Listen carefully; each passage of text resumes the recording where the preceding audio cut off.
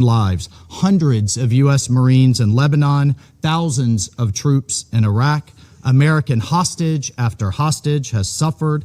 Our ships fired upon dozens of times in the Red Sea. Iran has armed and financed militant organizations that undermine lawful governments and destabilize an already fragile. That SOB that you saw right there, who represented the Islamic tyrannical regime, squirming in his chair as U.S. Ambassador Mike Waltz listed out all the egregious crimes against humanity committed by this despotic regime, actually had the balls to threaten us, if you can believe it or not. I'm going to share with you the actual clip as Operation Epic Fury continues full steam ahead.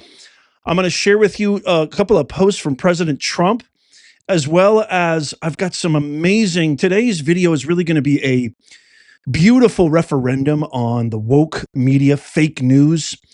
CNN thought that they were going to get some sort of leverage by putting an Iranian woman who was a Democrat on their show, and it backfired big time as she lambasts all the hypocritical leftists. I can't wait, who are like basically condemning this attack and saying this is wrong and Trump is all the same usual BS, mentally Ilhan Omar, all of them. I can't wait to share that with you, as well as a couple of obituaries for the late Supreme Leader Khamenei that you can't hate the mainstream media enough. But first, check this out. This happened late last night. This was a horrific tragedy in Austin, where a individual who now it's coming out was let in by the Obama administration in 2013, a 53-year-old New York City resident and immigrant from Senegal, committed a horrific act, ending the lives of 2 people and injuring 14 others at a Buford's Backyard Beer Garden in Texas. This was early in the wee hours this morning, just this morning. I mean, absolutely tragic. Our hearts and prayers go out to the families. But here's something that I just wanted to share. I think it's a perfect complement to what President Trump, what the United States, which we always stand for since our founding, which is to go after evil. Good triumphs over evil. We are always on the side of good. Maybe not always, but 99% of the time. Look at this eerie photo with this monster. They're calling this, by the way, a terrorist act. With his mouth agape. This was just basically released, and you can see his shirt. This is the guy right here who committed this horrific act. Property, you might not be able to read that, but it reads property of, you guessed it, Allah. Horrific act took place at a bustling nightlife spot, was potentially, and they can't confirm or deny this yet, but that's what they're leaning on, was potentially an act of vengeance over the U.S. attack on Iran.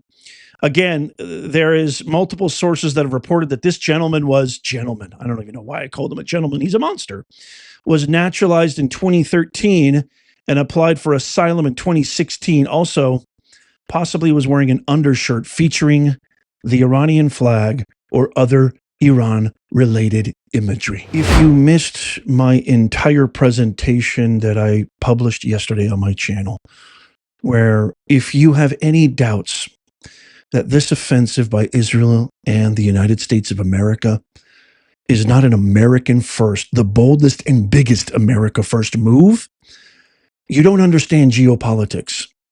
And I'm hoping to enlighten you. I'm going to leave a link to that in the pinned comment and in the show notes and description below. I highly recommend right after this, you go watch that. But I just want to say this one thing in reference to that. Everything that this Stone Age ideology, which hates women, oppresses people, keeps them locked in fear, having to tiptoe around on eggshells everywhere they go, having their head on a swivel, essentially putting their souls in a straitjacket. Everything that this Stone Age ideology touches turns to absolute garbage. I dare you to find me one country, one residence, one state, one city, one community that has benefited from this radical ideology. This Islamic regime, by the way, these guys aren't even Persians. They're not even Iranians. These are Arab Islamists who invaded this country in 79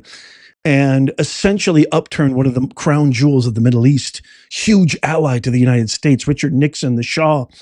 It was a beautiful thing. And again, I went through all of that. Iran is the perfect example of what I'm talking about this Stone Age ideology. Ever since 1979, they have facilitated, harbored, nurtured, and supported nothing but terror and terrorists who have caused immeasurable harm to the world and especially to United States citizens and our military service members. There's no question about that. Here, I'm going to show you this amazing clip right here. Watch as Ambassador Mike Waltz fires back, but the audacity of this Iranian council member, this ambassador to the UN. I just have to play the clip. It's pure bonkers to me. Watch. Just a little bit of context before I play the clip. So this was yesterday, after Operation Epic Fury commenced.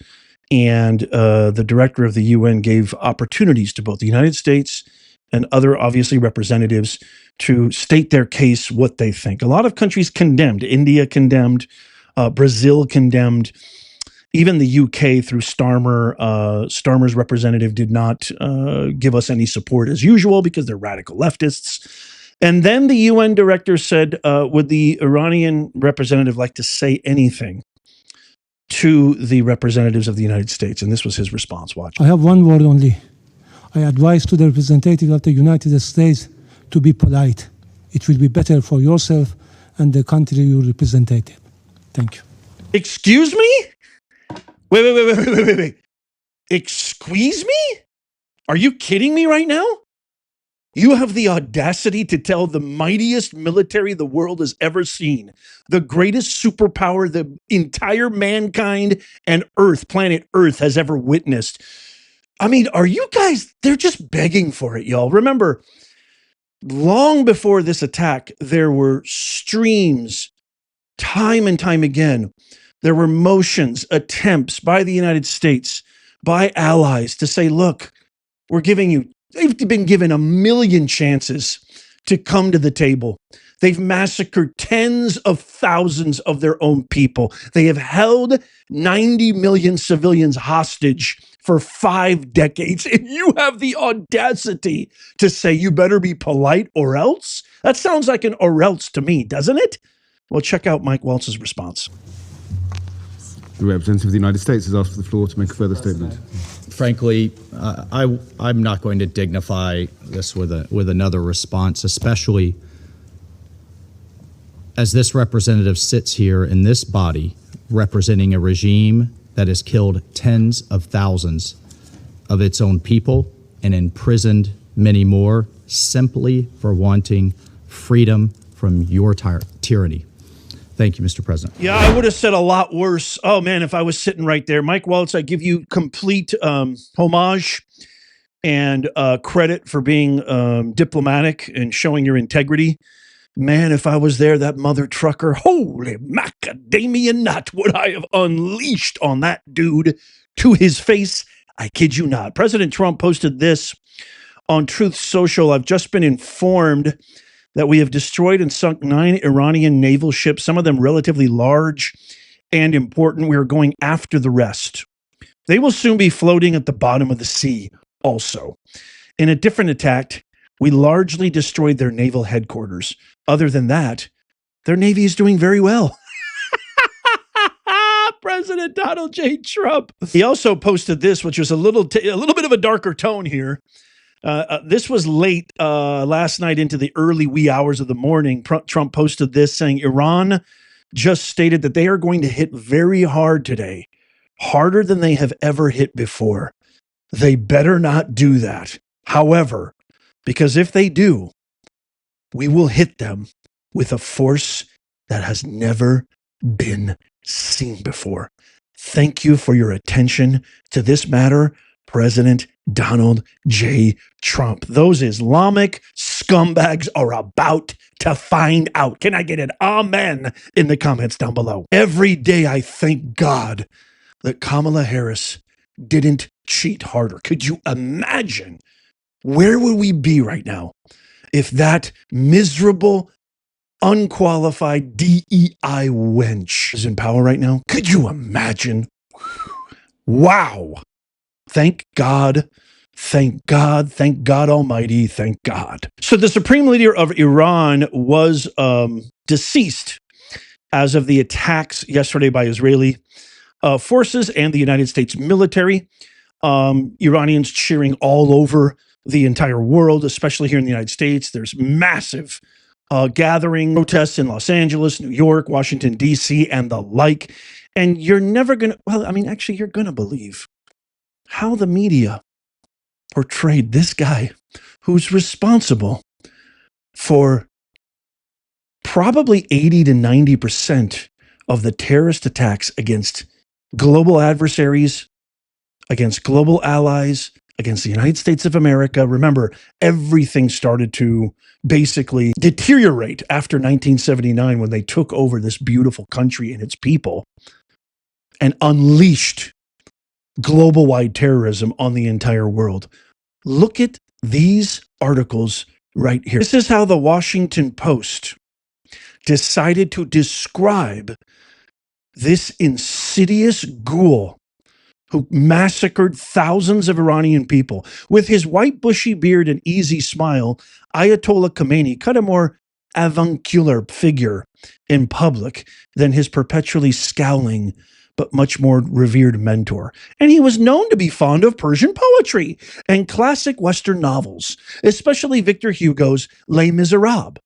But like the uncompromising Khomeini, he opposed moderates' efforts to promote political and social reforms domestically and to secure rapprochement with the United States. It's even worse. New York Times, Ayatollah Khomeini, hardline cleric who made Iran a regional power, dies at 86. Here's Washington Post, one of the religious scholars, Abu Bakr al-Baghdadi, austere religious scholar at the helm of Islamic State, dies at 48. Just a reminder, this is how mainstream media look at the dichotomy. This is an absolute disgrace. One of the finest, most honest, amazingly valuable human beings, Scott Adams. This is how they described him. Disgraced Dilbert creator dies at 68.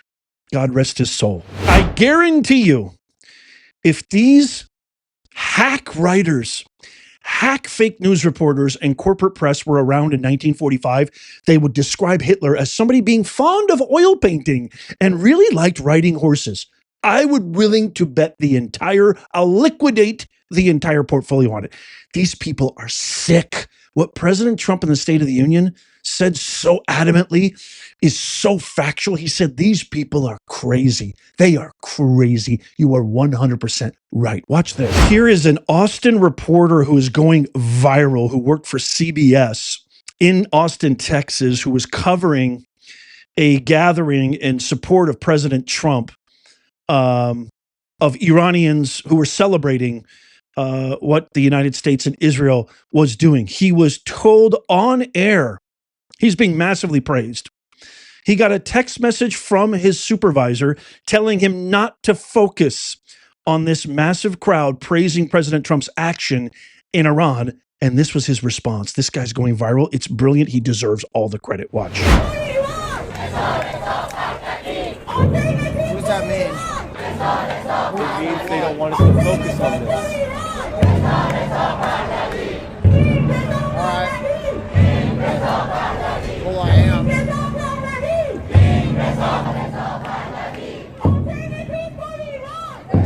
There's a lot of mixed opinions across Austin about the joint attack between the United States and Israel against Iran that happened early this morning. Some people, like this group behind me, are thanking Trump and the United States government for following through with this attack against Iran, while other people across the city say there needs to be more peace in the Middle East. The strike is drawing a variety. Wow. Unbelievable. We have domestic enemies, y'all, and maybe none greater I think you could probably source every argument, every family division, every violent opposition, every divisive aspect of society in the United States of America. It could all be traced back to the propaganda that is being slung by the mainstream media. It is the most egregious, treasonous act ever committed against United States citizens. I truly believe that. If you miss what he said there, so his producer, whoever was there, maybe his cameraman, handed him the phone, which was a text message. He says, "What does this mean?" And he said, "They don't want you to focus on this." And he goes, "Well, too bad, I am." And he began to report on that. If anybody can find out who that reporter in Texas is, let me know. I want to invite him on our show. Somebody find him for me. Let's get him on our show. I want to give him the attention and praise that he deserves. I've got one more amazing clip to share with you. This is the clip where CNN was forced to broadcast a furious Iranian American eviscerating the Democrat Party live for bashing Trump amid the Iran strikes. This totally backfired on CNN, and it is pure poetry. Watch. I think that it is imperative the Democratic Party wake up and get past their dislike of Donald Trump, the President Trump, and their feelings of international conflicts going on. This is about national security. This is about what is possible in the Middle East. This is about being a good neighbor, good partner to the Gulf states and what their aspirations are. This is about supporting the people of Venezuela. This is about dismembering our relationship with, or not dismembering, but resetting our relationship with China. Right now, 55% of the oil production that Iran produces goes to China despite sanctions. You want to support the people of Ukraine. You want to end that war. You have to. There is no getting around dismembering this Islamic Republic. It is non-negotiable. It is not a want to have. It is a have to have. And it's not just for the Iranian people. I think you have to trust the Iranian people. We know this government better than anyone else. When you dismember and decapitate this regime, you are going to see a change in the Middle East, in Venezuela, in China, in Ukraine. And I think, quite frankly, their ideology has really, it's caused a lot of problems for us worldwide. We need to take it seriously. And I think at this point, we have a tremendous opportunity. This will be like ending the Soviet Union, the Berlin Wall. This is a transformational moment for humankind, for security. And as an American, this is in our interest to complete it. So I am a Democrat. I have been a huge Democrat. I am incredibly disappointed with my party. I do not see myself in them in this moment. Composed, intelligent, devoid of emotion, insightful, articulate. There used to be a time in this country where we could disagree, still be friends, still have civilized conversations, but it's impossible now because the Democrat Party has been hijacked by this radical faction of magnificent losers. These are people who've never held a real job. They've never achieved anything. They've never created anything. They've never built anything. They have zero track record, zero resume. They are the byproducts of the most poisonous contagion ever known to mankind, aka DEI. Didn't earn it. Said it a million times ad infinitum. It warrants another mention. God bless that woman right there with that brilliant assessment of what's going on. Echoing kind of what I said in my stream yesterday. Again, I'll leave a link to that in the pinned comment, show notes, and description. Please let me know where you're joining me from. Tap that thumbs up if you love America. Share this everywhere. Even if you're watching on your TV, you can do it with your remote. Don't forget to click on one of these right here. In case you missed it, tap my face right here to subscribe and follow. It doesn't cost you a thing. And as always, may God bless you, and may God bless the USA and all who defend her. I'll see you soon.